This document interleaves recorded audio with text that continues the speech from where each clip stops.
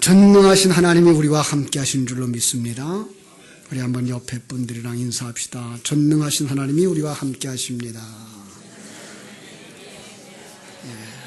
우리 전능하신 하나님이 우리와 함께 계십니다.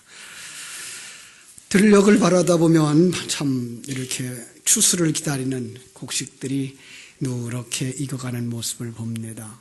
새싹이 돋나는 봄날 씨 뿌리는 때가 어제 같았는데 벌써 이렇게 가을 추수를 기다리는 시기가 됐습니다. 산마다 또 단풍들이 물들고 모든 열매들이 열매되어져 떨어지는 이런 씨앗들을 보게 되는데 가을은 새로운 한 해를 시작하는 그런 시기라고 볼 수 없을까요? 그냥 마치는 시기가 아니라 새로운 날을 준비하는, 바로 씨를 준비하는 그런 계절. 그런 면에서 우리 교회가 이제 새로운 도약을 위해서 임직식을 가지고 일꾼들을 준비했다라는 생각을 듭니다. 막상 포리교회의 3대째 위임 목사라는 명칭을 이렇게 생각하면서 어제는 많은 생각을 좀 하게 됐습니다. 물론 남은 임기가 10년이라는 기간이 주어졌지만 이제 포리교회 60년 역사 속에서 나는 무엇을 할 것인가 라는 생각을 하게 됐어요. 제가 포리교회에 다시 와서 자주 한 말이 있습니다. 목사의 목회, 그것은 목사 하나 자기가 하나님의 사람으로 만들어져 가는 과정이다. 그동안에 나를 나되게 해주시는 하나님의 은혜에 감사하고 나를 나되도록 만드는 여러 가지 도구들, 그 상황들, 그 속에서 참으로 많은 사람들에게 감사해야 된다. 두 번째로 신앙생활의 목적은 자기 부인이다. 자기를 비우는 데 있다. 그것을 위해서 하나님은 우리에게 십자가를 주셔서 자기 십자가를 지복하게 하신다라는 것입니다. 세 번째로 성경, 그것은 바로 문자라고 하는 글자, 그 그릇 속에 진리를 담아둔 것이기 때문에 그 진리를 보는 눈들이 열려져야 된다라는 말씀을 드렸습니다. 이 사실을 알지 못하면 우리는 세상적인 신앙생활, 세상적인 각도에서의 종교생활로 가게 되는데 바로 그런 면에서 우리가 어리석은 자의 소리를 듣게 됩니다. 그리고 아직도 주님을 만나지 못한 자의 삶을 살게 되는데 오늘 본문이 바로 그런 사람들의 이야기가 되고 있습니다. 자, 예수님의 제자들, 이제 예수님이 부활하셨고 다시 오셔서 그들 앞에 나타내 주셨습니다. 그동안 자신들이 얼마나 무모한 죄인들이었는가를 발견하고 나는 정말 주님의 제자라고도 할 수 없어. 주님이 주신 사명을 감당하기에 나는 너무나도 못났어. 너무나 이기적이야. 차라리 주님 곁을 떠나야겠다라는 생각을 하게 됩니다. 그래서 베드로가 그들 앞에서 난 고기 잡으러 갈란다 이러죠. 이제 21장 3절입니다. 시몬 베드로가 나는 물고기 잡으러 가노라 하래요. 그랬더니 다른 제자들 자기들도 그 소리를 하고 싶었다는 듯이 우리도 함께 가겠소 그럽니다. 그래서 그들이 간 곳이 어디입니까? 디베랴 호수입니다. 우리는 보통 갈릴리 호수라고도 말했는데요. 이 디베랴라고 하는 말은 황제, 로마의 황제 티베리우스를 기념하기 위해서 붙여준 이름이라서 바로 세상의 권세를 가진 자들의 땅, 이런 의미가 되어 있습니다. 그들이 이제 그 바닷가에 가서 옛날에 사용하던 그물을 손질하고 호수로 나가서 그물을 내려놓고 깊은 시름에 빠집니다. 예수님이 처음 그들을 불렀던 그 시절 그들은 생각해 봅니다. 우리도 한번 그곳으로 가볼까요? 누가복음 5장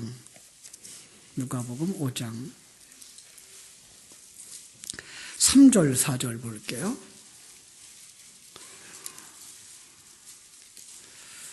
예수께서 한 배에 오르시니 그 배는 시몬의 배라 육지에서 조금 떼기를 청하시고 앉으사 배에서 무리를 가르치시더니 말씀을 마치시고 시몬에게 이르시되 깊은 데로 가서 그물을 내려 고기를 잡으라. 고기잡이라 그러면 아버지를 따라 어려서부터 고기잡이 했던 베드로. 자기가 내놓을 수 있는 기술이라 그러면 물고기 잡는 것밖에 없다고 큰 소리치는 베드로 앞에 고기잡이와는 아무 상관도 없어 보이는 목수의 아들 예수가 참으로 어이없어 보이지만 그래도 밤새 고기 한 마리 잡지 못해서 집으로 돌아갈 면목도 없는 그런 상황이라 그들이 뭐라 그럽니까?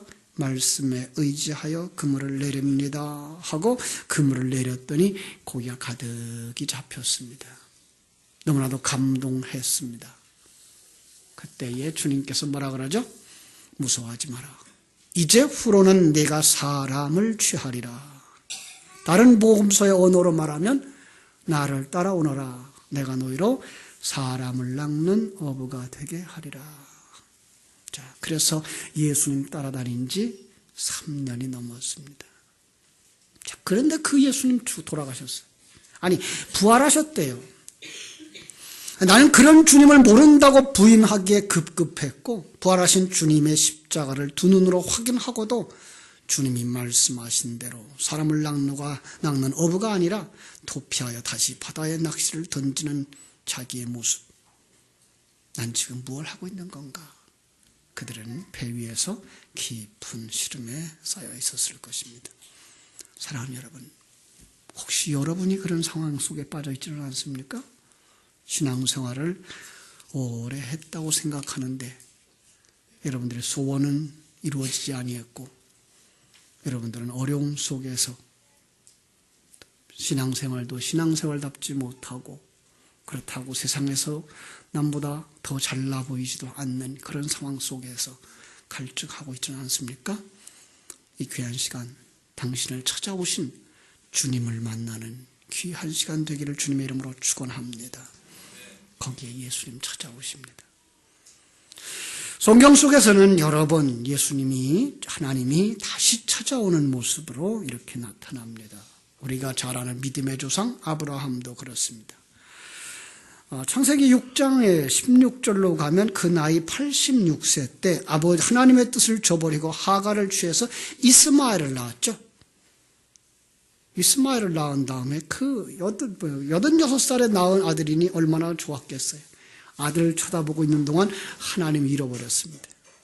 하나님 잃어버리고 살기를 13년. 그래서 17장 1절에 보면 99살이 되어서야 하나님이 다시 찾아오셨다 이렇게 말씀합니다.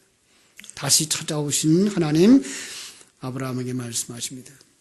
나는 전능한 하나님이라 너는 내 앞에서 행하여 완전하라.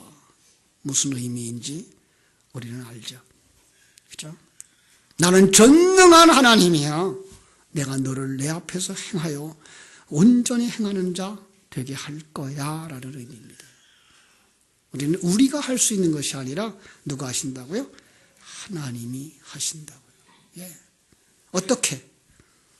내가 내 언약을 나와 너 사이에 두어 너를 크게 번성하게 할 거야. 이것도 내 언약, 진리의 말씀을 내 안에 두어서 그 일을 이룰 거야. 예.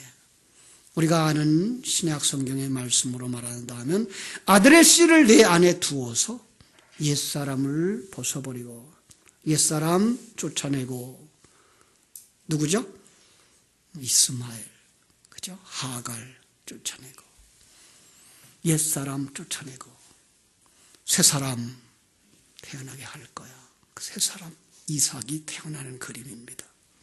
그 새사람은 자기를 부인하고 자기 아버지의 뜻을 철저하게 순종하는 천국 백성의 속성을 가진 아들로 태어나는 것 여러분 보셨습니다. 바로 그것이 우리들입니다. 이 일을 이루시기 위해서 하나님이 우리를 다시 찾아오신 줄로 믿습니다. 모세를 기억하십니까? 모세에게도 그런 경험이 있었습니다. 모세는 어린아이들을 낳으면 다 죽이라고 하는 이 애굽의 바로의 명령을 거역한 어머니 아버지 자녀를 장롱 속에 깊이 감추어 키우다가 이제 더 이상 감출 수가 없는 상황에 이르러서 갈대 바구니에다가 담아서 나일강에 띄웠습니다. 하나님 이 생명 당신에게 부탁드립니다. 그때 하나님이 사람들을 보내서 그를 취하여 갑니다. 바로 거기에 하나님이 오셨습니다. 그래서 그 물에서 건진 자, 그 이름 그대로 모세입니다. 그런데 궁중에 들어가서 40년을 살았습니다. 40년을 살쯤 살았던 그때에 자기는 히브리인이 핍박받는 걸 견딜 수가 없어서 거기서 핍박하고 있는 애굽 사람 쳐 죽이고 땅에다 묻어버렸습니다. 그게 들킬까 봐 그는 광야로 나아가서 그는 광야 속에서 40년 동안을 양치기 하면서 살았습니다. 어느 날 참으로 놀랍게도 나무에 불이 붙었습니다. 아니, 날씨가 가물어서 그러나 어떻게 이렇게 나뭇가지에 불이 다 붙는데, 그런데 나무가 불이 붙었으면 휙 타버리고 말아야 될 텐데 계속 불이 붙어 있습니다. 뭔가 가까이 가려는 그 순간 하나님의 음성이 들리는 거예요. 모세야, 예, 내가 여기 있습니다. 가까이 오지 말고 네 발의 신을 벗으라. 내가 선 곳은 거룩한 곳이리라. 깜짝 놀라서 신을 벗습니다. 하나님이 그에게 사명을 주십니다. 다시 찾아오신 그 하나님은 그에게 사명 주시는 것을 볼 수가 있습니다. 내가 너를 애굽의 바로에게 보낸다. 내 백성 이스라엘을 애굽에서 인도하여 내가 지시한 땅 가나안으로 데려가라. 성경 속에는 이뿐 아니라 야곱을 찾아오신 하나님도 다시 찾아오시고, 요나를 찾아오신 하나님도 또 찾아오시고, 오늘 우리가 읽은 요한복음에 있는 그 베드로에게도 하나님이 또 찾아오신 모습을 볼 수가 있습니다. 자, 우리는 이 또 찾아오시고 다시 찾아오시는 그 상황 속에서 놀라운 공통점을 발견하게 되는데, 그 다시 찾아오신 그 상황이 바로 그들이 하나님을 떠나고 자기가 중심되어져 살고 있는 죄인들의 모습이라는 것입니다. 그렇습니다. 하나님을 떠나고 자기의 소원대로 행하는 죄를 짓는 사람들, 그 결과 점점 어둠 속에 빠져들게 되고 고통과 번민에 빠져 신음하고 절망의 나락에 빠져드는 것, 성경은 그것을 가리켜 죄인이라고 말하는 것입니다. 오늘 본문에 등장하는 제자들의 모습을 보십시오. 예수님은 지난 3년 동안 수차례에 걸쳐서 자신이 고난을 받고 십자가에 죽을 것 예고했습니다. 제자들이 자신을 부인할 것도 아셨습니다. 그런데 그 죽음으로 끝나는 것이 아니라 3일 만에 다시 살아날 것도 말씀해 주셨습니다. 그럼에도 불구하고 제자들은 혼란과 두려움에 빠졌습니다. 그래서 예수님은 계속해서 말씀 주십니다. 너희는 마음에 근심하지 마라. 하나님을 믿으리 또 나를 믿어라. 내 아버지 집에 거할 곳이 많도다. 그렇지 않으면 너희에게 일렀으리라. 내가 너희를 위하여 거처를 예비하러 가는 거다. 다시금 말씀하십니다. 너희가 세상에서는 환난을 당하지만 담대하라. 내가 세상을 이겨노라. 그런데도 불구하고 가룟 유다는 선생님 팔아먹고 도망가고, 베드로는 주님을 부인하고 저주하고, 이게 죄인들의 모습입니다. 우리의 힘만 가지고서는 아무리 많은 걸 보아도 들어도 변하지 않는 것, 이게 우리 인간입니다. 우리 옛사람들의 모습은 거기에 있습니다. 내가 중심에 서 있기 때문에 나에게 도움이 되지 않는다면 그것은 나와 상관없는 것, 심지어 자기 스승이라도 팔아서 자기 이익을 챙기고 자기 목적을 달성하려고 하는 것, 그것이 타락한 죄인들의 속성입니다. 그들은 하나님을 알지 못하는 것입니다. 하나님을 알지 못하고 하나님을 사랑하지 못하면 그들에게 다가오는 것이 무엇입니까? 두려움인 것입니다. 찬양을 하면서 두려움 없게 해주십시오. 두려움 없게 해주십시오. 해답을 드립니다. 요한일서 4장 18절입니다. 사랑 안에 두려움이 없고 온전한 사랑이 두려움을 내쫓나니 두려움에는 형벌이 있음이라. 두려워하는 자는 사랑 안에서 온전히 이루지 못하였느니라. 믿습니까? 그렇습니다. 사랑, 그것은 무엇입니까? 하나님을 아는 것입니다. 네. 전능하신 하나님, 그 크신 하나님, 그 사랑의 하나님, 역사를 운행하시는 그 하나님, 천지 만물을 창조하시고 여러분과 나를 창조하신 그 하나님이 뜻을 가지고 섭리하고 계신 하나님, 내 인생을 운행하고 계신 그 하나님, 만들어가고 계신 그 하나님, 목적을 가지고 지금도 일하고 계신 그 하나님을 안다면 우리는 결코 두려워하지 않을 것입니다. 인간의 삶 속에서 가장 두려워하는 것이 무엇입니까? 죽음입니다. 그런데 하나님의 그 계획 속에는 그 죽음의 문을 통과함으로 말미암아서만 완성되어지는 하나님의 나라가 주어지기 때문에 그것을 바라볼 수 있는 사람이 된다 그러면 죽음이 결코 두렵지 않게 되는 것입니다. 우리 성도님 여러분 모두 다 죽음을 두려워하지 않는 그 믿음에까지 이르게 되기를 주님의 이름으로 축원합니다. 죽음만 두렵지 않다 그러면 세상에 다른 것은 아무것도 두렵지 않습니다. 우리가 사역할 때, 중국에서 사역할 때 그런 얘기했습니다. 여러분, 하나님 주시면 먹고 안 주시면 금식하면 됩니다. 그래도 안 주시면 굶으면 되는 거죠. 그래도 안 주시면 죽으면 되는 거죠. 죽으면 어디 가요? 천국 가는 그 믿음의 확신만 있다면 우리는 아무 두려워할 것 없습니다. 그렇다고 여러분 오늘부터 일하지 말고 아무것도 안 하고 있으면 큰일 납니다.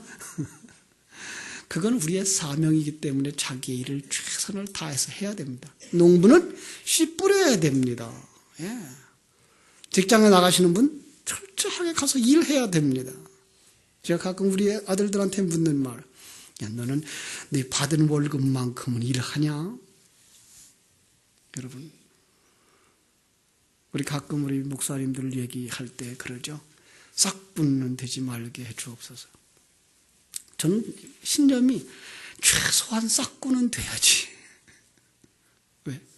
받은 만큼은 일해야지. 받은 만큼은 일해야지.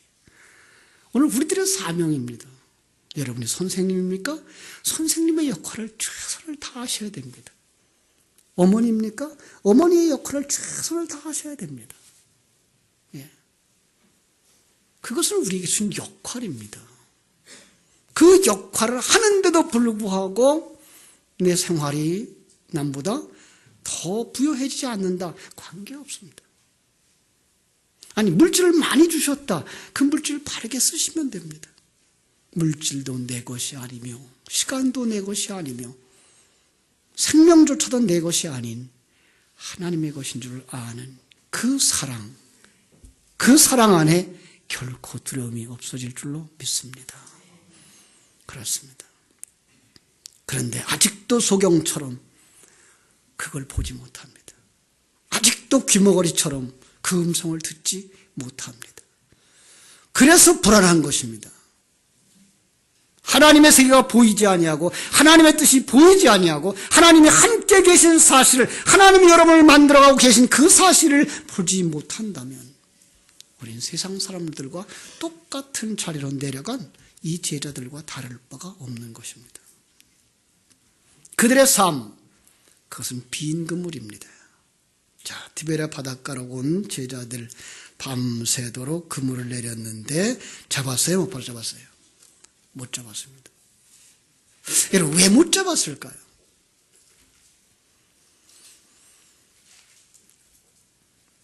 저는 이런 생각을 해봤습니다. 지금 성경이 보고자 하는 건 그들이 그 낚시를 해서 올라오는 그 망둥이나 그 물고기가 아니라 하나님이 보시고 있는 그 물고기입니다. 하나님이 얻고자 하는 그 물고기는 그들의 심정 가지고 잡지 못하는 것입니다. 왜 못 잡았습니까? 왼편으로 그물을 던졌기 때문에 못 잡았습니다. 그래서 우리 주님은 그에게 오른편에다 그물을 던져라 라고 말하는 것입니다. 왼편, 그것은 비진리입니다. 그건 세상입니다. 거기에 나가서 그물을 던지면 하늘나라의 것은 결코 거둘 수가 없습니다. 그래서 빈 그물입니다. 그렇습니다. 그래서 주님께서 그들에게 다시 찾아오신 것입니다. 얘들아, 너에게 고기가 있느냐? 어떤 고기입니까? 하늘 생명 가진 고기입니다. 오늘 우리에게 찾아오신 주님, 우리에게 물으시는 겁니다. 그래, 내가 하나님의 백성들을 얻었느냐? 하나님 모르실까요? 아십니다. 그는 전능하신 하나님이십니다. 그런데 다시 한번 묻는 것, 내가 지금 어떤 자리에 서 있냐라는 것입니다. 창세기 3장에서 찾아오신 하나님, 아담아, 아담아, 내가 어디 있느냐? 라고 물으셨던 것처럼 탕자가 돼지 우릿간에서 뒹굴고 있을 때에 그에게 찾아와서 아버지 집을 생각나게 하셨던 그 하나님의 음성, 오늘도 여러분에게 들리기를 주님의 이름으로 축원합니다. 네가 있어야 할 자리에서 왜 이탈했느냐? 여러분의 삶의 자리를 확인하라고 말씀하는 것입니다. 그리고 명령하십니다. 사명을 주십니다. 배 오른편에 그물을 던지라. 그리하면 잡으리라. 그렇습니다. 오른편에 던져야 됩니다. 왼편에 그물을 내려서 많은 것을 올렸다고 할지라도 그것은 하나님의 것과 관계가 없는 것입니다. 하나님은 그들이 꼭 잡아야 되는 것 153입니다. 153의 숫자, 그 숫자 값을 계산해 보면 하나님의 백성입니다.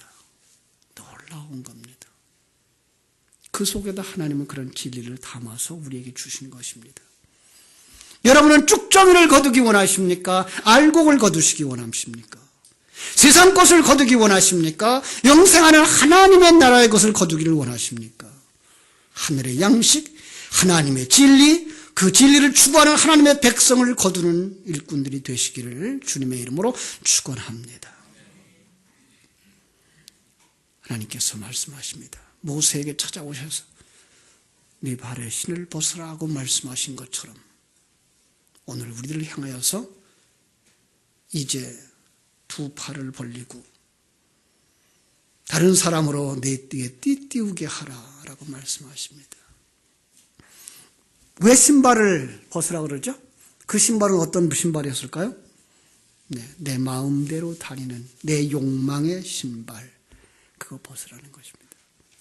그리고 에베소서 6장에서 말씀하셨던 복음에 예비한 신발을 신겨주시는 것입니다. 이제는 복음에 의하여서 진리의 길, 십자가의 길, 그 길을 가라고 말씀하시는 것입니다. 그렇습니다. 우리는 아직도 내가 원하는 것을 얻으려고 하고 내가 목표하는 것으로 달성되어져야 한다고 생각하십니까? 그렇다면 여러분은 아직도 어린아이입니다. 우리는 다 경험했습니다. 어린 시절 우리의 꿈, 우리 남자분들 어린 시절 꿈이 뭡니까? 대통령, 대장 되는 거. 그죠? 부모님은 아십니다. 선생님도 아십니다. 이 사람이 대통령 될까면 아니라는 거. 그런데 그들의 꿈을 계속 키워줍니다. 그죠? 그래, 너는 그렇게 될 거야. 너는 정말로 훌륭한 사람이 될 거야. 그 소망을 가지고 자라나게 합니다. 그죠? 그러나 세월이 지난 다음에 발견하게 됩니다. 우리에게는 우리가 가야 할 길이 있습니다. 내가 가야 할 길이 있습니다. 그렇습니다. 영적 세계도 마찬가지입니다. 그 하나님의 계획을 보지 못하고 하나님의 뜻을 보지 못하면 내가 원하는 길로 가려고 합니다. 내 욕망의 신발을 신고 가려고 합니다. 벗어야 합니다. 그런데 많은 사람들이 그 욕망을 버리려고 하지 않습니다. 주님이 예비하신 복음의 신발을 신기 위해서는 발을 벗기셔야 됩니다. 그래서 예수님은 마지막 겟세마네에서 돌아가시기 전날 제자들의 발을 씻기시면서 뭐 했을까요? 신발을 벗기셨습니다. 예. 그들의 발을 벗기셨습니다. 그건 그냥 가서 다른 사람의 발 씻어줘라 그런 얘기가 아니고 내 욕망을 그때까지도 그들은 뭐예요? 내가 큰 자가 되고자 하는 그 욕망 그거 주님이 벗기시는 겁니다. 그리고 그들에게 복음의 신발을 신게 주시는 것입니다. 오늘 말씀 마지막 절에 이렇게 말씀하고 있습니다. 내가 진실로 진실로 내게 이르노니 내가 젊어서는 스스로 띠띠고 원하는 곳으로 다녔거니와 늙어서는 네 팔을 벌리리니 남이 내게 띠띠우고 원하지 아니하는 곳으로 데려가리라. 자, 젊어서는 스스로 띠띠고 원하는 곳으로 다녔거니와 이것이 바로 신발입니다. 스스로 원하는 곳으로 다녔습니다. 그런데 이제는 어떻게 하겠다고요? 내 팔을 벌리리니 이 팔을 벌리는 건 항복의 표시입니다. 너로 하여금 하나님이 항복하게 만들 거야. 그러면 그 하나님이 내게 띠띠우고 내게 신발을 신기우고 내게 복음의 신발을 신기우고 내 욕망이 원하지 아니하는 곳 하나님이 원하는 곳으로 너를 데려갈 거야 라고 말씀하십니다. 성령이 오셔서 여러분을 이끌어 주시기를 주님의 이름으로 축원합니다. 그리고 주님께서 오셔서 하시는 것이 있습니다. 그것은 바로 재확인입니다. 오늘 우리가 읽었던 전체 내용이 바로 그 재확인입니다. 요한의 아들 시몬아, 내가 이 사람들보다 나를 더 사랑하느냐? 비교급 질문이 아닙니다. 내가 나를 사랑하느냐는 질문입니다. 이 질문이 뜻하는 바가 무엇인지 우리는 이제 압니다. 이제 너는 내 안에 담겨진 하나님을 아느냐? 3년 반 동안 나를 따라다녔는데 내가 담고 있는 하나님을 아느냐? 그 하나님의 뜻을 아느냐? 그 하나님의 섭리를 아느냐? 라고 묻는 것입니다. 여러분 어떻게 대답하시렵니까? 여러분은 10년 동안, 20년 동안, 30년 동안, 40년 동안 주님을 따라다녔습니다. 오늘 주님께서 여러분에게 묻습니다. 네가 나를 아느냐? 여러분 하나님을 아십니까? 그 전능하신 하나님. 여러분들에게 하나님의 사랑을 심어주기 위해서 150억 광년이나 되는 큰 우주를 만들어 놓으시고 몇천 년이라고 하는 그 역사를 만들어 놓으시고 모든 일들이 일어나는 그 상황 속에서 여러분들에게 알게 하시고자 하는 게 뭡니까? 바로 하나님의 존재입니다. 우주를 만드신 이 우주보다 더 크신 하나님, 역사를 만드시고 이 역사보다 더 크신 하나님, 그분이 여러분 한 사람을 위해서, 나 하나를 위해서 역사를 움직여 가시고 상황을 움직여 가시고 사건을 만들어 가시고 거기에 이런 사람 저런 사람 이런 사건 저런 사건들을 주셔서 나를 만들고 계시다는 그 사실을 느껴지십니까? 거기까지 자라기를 주님의 이름으로 축원합니다. 그렇습니다. 베드로가 대답합니다. 주님 그러합니다. 내가 주님을 사랑하는 줄을 주님께서 아십니다. 말하기 어려워서 그 책임 주님께 떠넘기는 거 아니고 이제 주님과 나는 뭐 했다고요? 하나 되어졌습니다. 내가 주님을 아는 것보다 주님이 나를 아는 것이 더 정확하고 이제 우리는 하나 되어졌기 때문에 모르는 것이 없습니다. 라는 고백. 여러분이 여러분의 남편을 알고 여러분의 남편이 여러분을 아는 것처럼 바로 이런 관계를 주님께서 원하시는 것입니다. 그 사람이 무엇을 가졌을까요? 이 사랑을 가진 것입니다. 이 진리를 가진 것입니다. 그에게 사명이 주어집니다. 내 어린 양을 먹이라. 그렇습니다. 사랑하는 여러분, 하나님이 여러분 주변에 하나님의 양들을 맡겨주십니다. 그때에 그들에게 먹일 젖이 있어야 됩니다. 그들에게 먹일 양식이 있어야 됩니다. 여러분이 받으셔서 하나님께로부터 받으셔서 되새김질해서 소화되어지고 생명을 살만한 그 양식을 가지고 하나님이 허락하신 그 환경 속에서 사명을 잘 감당하고 마지막 날 주님 곁에 서서 잘했다 칭찬 듣고 사랑과 어여삐 여김을 받는 신부들이 되시기를 주님의 이름으로 축원합니다. 기도하겠습니다. 하나님 우리 아버지, 하나님의 크신 사랑과 은혜를 감사하옵고 감사합니다.